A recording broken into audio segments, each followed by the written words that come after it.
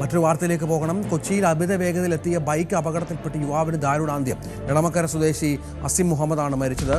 നമുക്ക് ദൃശ്യങ്ങളിൽ കാണാം. അതിദാരുണമായ ദൃശ്യങ്ങളാണ്. ഹമ്പ് കയറുന്നതിനിടയിലാണ് ഈ അമിത വേഗത്തിൽ വന്ന ബൈക്ക് ഇത്തരത്തിൽ അപകടത്തിൽപ്പെട്ട് യുവാവ് താഴേക്ക് വീണത് എന്നുള്ളതാണ്. ബൈക്ക് ഓടിച്ച സഹോദരൻ അസറിന് ഗുരുതര പരിക്കുണ്ട്. റോഡിലെ ഹമ്പിൽ തട്ടി നിയന്ത്രണം വിട്ട ബൈക്ക് മതിലിലും വൈദ്യുതി പോസ്റ്റിലും പോയി ഇടിക്കുകയായിരുന്നുവെന്നാണ് മനസ്സിലാക്കേണ്ടത്. അപകടത്തിൻ്റെ CCTV ദൃശ്യങ്ങളാണ് പ്രേക്ഷകർ കാണുന്നത്.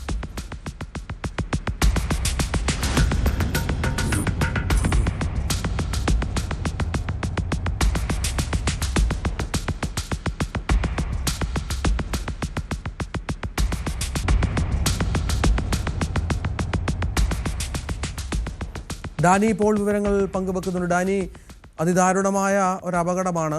അമിതവേഗം തന്നെയാണ് കാരണം എന്ന് മനസ്സിലാക്കാം. ഒരു മരണം സംഭവിച്ചിരിക്കുന്നു, മറ്റേ ആൾക്ക് ഗുരുതരമായ പരിക്കുമുണ്ടല്ലേ?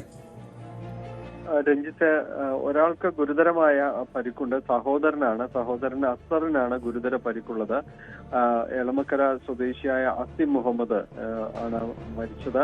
ഇവരുടെ ഒരു അമിത വേഗം എന്നതിനൊപ്പം തന്നെ ഈ റോഡിലെ ഹമ്പിൽ തട്ടി നിയന്ത്രണം വിട്ടാണ് ഈ ബൈക്ക് മാറിയുന്നത്. വലിയ വേഗതയിലായതുകൊണ്ട് ഹമ്പ് അതിൽ ചാടുമ്പോൾ ബൈക്ക് നിയന്ത്രിക്കാനായിട്ട് സാധിച്ചിരുന്നില്ല. അതുകൊണ്ടാണ് വലിയ രീതിയിലേക്കുള്ള ഒരു അപകടത്തിലേക്ക് പോകുന്നത്. ബൈക്ക് നിയന്ത്രണം വിട്ട് മതിലിടിച്ചു, അതിനുശേഷം അവിടുത്തെ വൈദ്യുതി പോസ്റ്റിലും ഇടിച്ചു. ഈ ദൃശ്യങ്ങളാണ് CCTV ദൃശ്യങ്ങളിൽ നമുക്ക് മനസ്സിലാക്കാം എത്ര വേഗതയിലായിരുന്നു ബൈക്ക് പോയിരുന്നത് എന്നതെല്ലാം തന്നെ. അത് മാത്രവുമല്ല, ചിലയിടങ്ങളിലെല്ലാം ഈ മുന്നറിയിപ്പില്ലാതെ ഈ ഹമ്പ് വരുന്നതെല്ലാം തന്നെ വിനയാകുന്നുള്ളതായിട്ട് ഈ പരിസരവാസികൾ പറയുന്നുണ്ട്. കാരണം സാധാരണ ഇത് ഒരു മാർക്ക് ചെയ്ത് രാത്രി തിരിച്ചറിയാൻ കഴിയുന്ന രീതിയിലുള്ള റിഫ്ലക്ടർ സംവിധാനങ്ങളെല്ലാം തന്നെ ചിലയിടങ്ങളിൽ സ്ഥാപിക്കാറുണ്ട്. പക്ഷെ ചിലയിടങ്ങളിൽ അത്തരം രീതിയിലേക്ക് വരാറില്ല.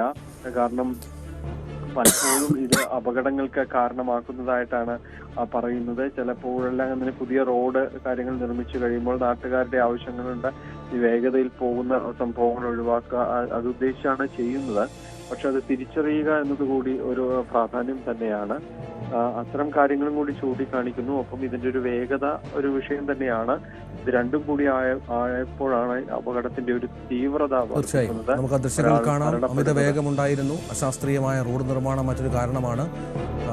ബൈക്ക് തട്ടി മറിഞ്ഞു വീണ് മതിലിലും വൈദ്യുതി പോസ്റ്റിലും ഇടിച്ചാണ് ഈ അപകടം സംഭവിച്ചത്.